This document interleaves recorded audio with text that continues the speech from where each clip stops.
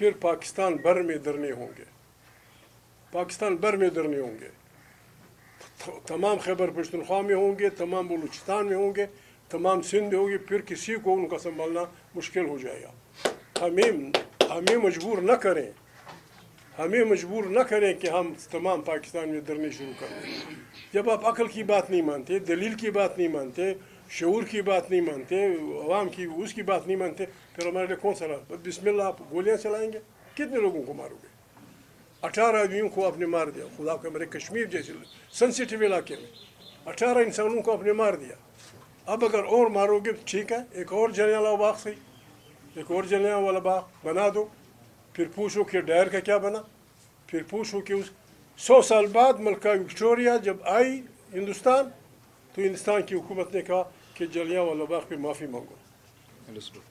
Elizabeth not Victoria, thank you for correction.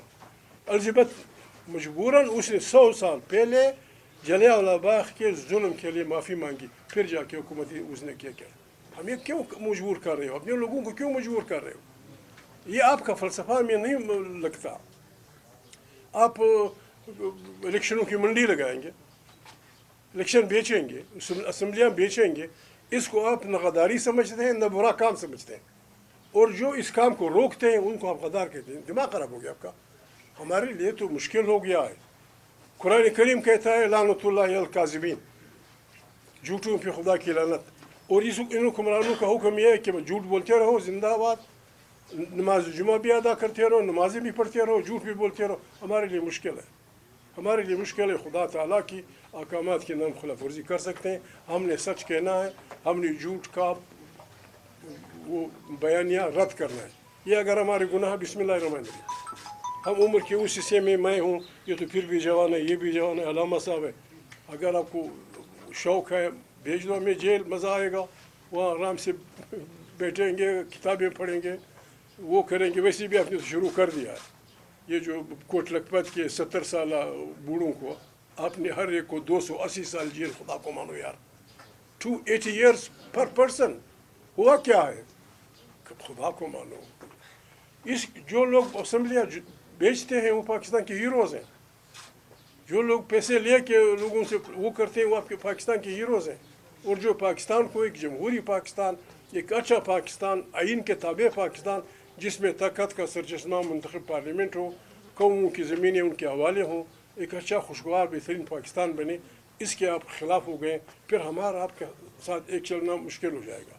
میں تو یہ نہیں کہتا، یہ بڑی پارٹی کے لوگ ہیں، ایسے اسمبلی میں پھر کون بیچے گا؟ اگر آپ کی یہ خواہش ہے تو ٹھیک ہے، اسمبلیاں بند کر دو، تالا لگا دو، آپ مزے کریں، ہم چلے جائیں گے گھروں کو، پھر دیکھیں گے، پھر عوام تخت اچھالے گی۔ ایسے دنیا میں فیصلے ہوں گے کہ دنیا حیران ہو جائے گی۔ گاڈ بلیس یو، بڑی مہربانی۔ جی بہت شکریہ جی۔ بسم اللہ الرحمن الرحیم، ایاک نعبد و ایاک نستعین۔ دیکھیں، جو اس وقت آزاد کشمیر میں ہو رہا ہے، یہ پاکستان کے تصور پر ایک حملہ ہے، یہ ایک گہرا زخم ہے جو لگایا گیا ہے پاکستانیت کے تصور پر۔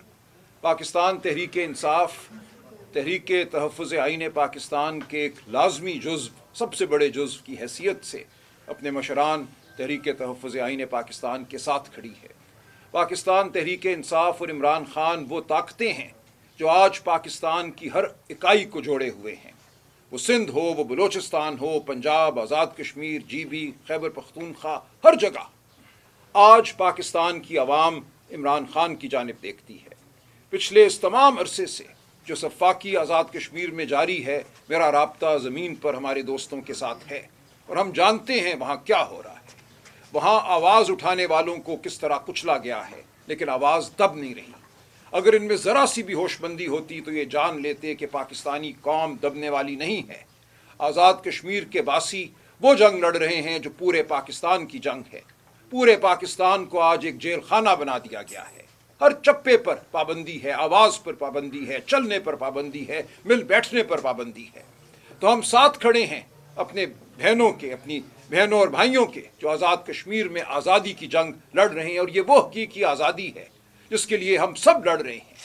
آزاد کشمیر کے باسی پاکستان کے محب وطن ہیں، وہ پاکستان کے الحاق کو اپنے ایمان کا حصہ سمجھتے ہیں۔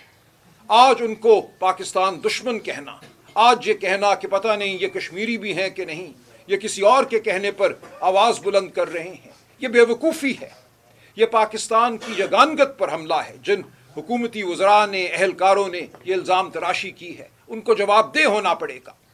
تو ہم آزاد کشمیر کے عوام کے ساتھ کھڑے ہیں، ہم جوائنٹ ایکشن کمیٹی کے ساتھ کھڑے ہیں، ہم بالکل یہ کہتے ہیں کہ اگر کسی نے کوئی جرم کیا ہے، کسی نے کوئی حملہ کیا ہے، کوئی قتل و غارت کسی سے سرزد ہوئی ہے تو اس کو دے سزا، قانون کے مطابق سزا دیں۔ لیکن اگر کوئی اپنے سیاسی حقوق مانگتا ہے، کوئی شفافیت مانگتا ہے، کوئی اسمبلی کو، منتخب اسمبلی کو عوام کا نمائندہ بنانا چاہتا ہے، اس حوالے سے اپنے جذبات کا اظہار کرتا ہے، اپنی مانگوں کا اظہار کرتا ہے، اپنے معاشی حقوق کا اظہار کرتا ہے، تو کیسے آپ اس کو پاکستان دشمن کہتے ہیں؟ کیسے آپ یہ کہتے ہیں کہ وہ کسی کے اکسانے پر یہ کر رہا ہے؟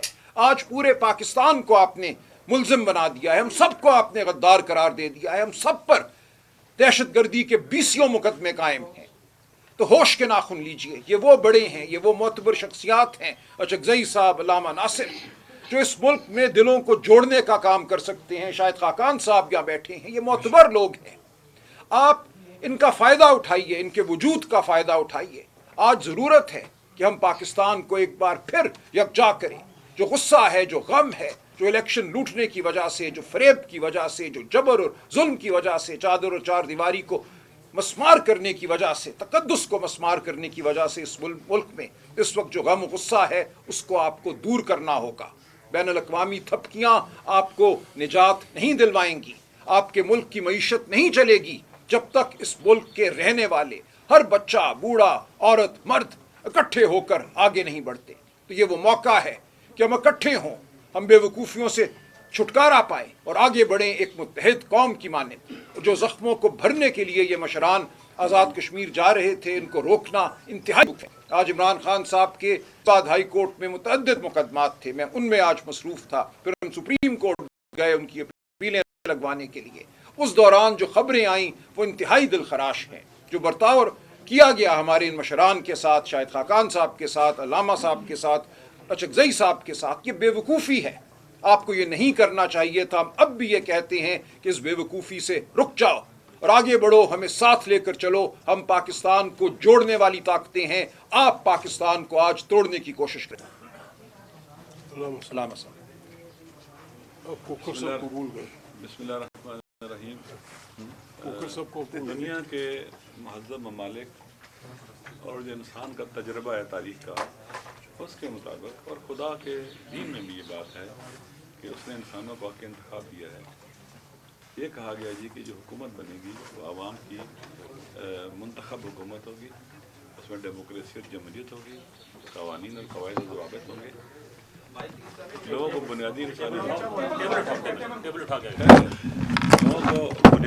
حقوق ملیں گے، بات چیت ہوگی، ووٹ دینے کا حق ہر کسی کو ہوگا، گفتگو ہوگی، احتجاج ہوگا، پرامن، لوگوں کو بات کرنے کا موقع دیا جائے گا، ان کی بات سنی جائے گی، تاکہ معاشرہ سویلائز طریقے سے، مہذب طریقے سے زندگی کرے اور اپنے حقوق کی آواز بھی اٹھاتا رہے، اور حکمرانوں پر ایک چیک رہے، پریشر رہے ان کے اوپر۔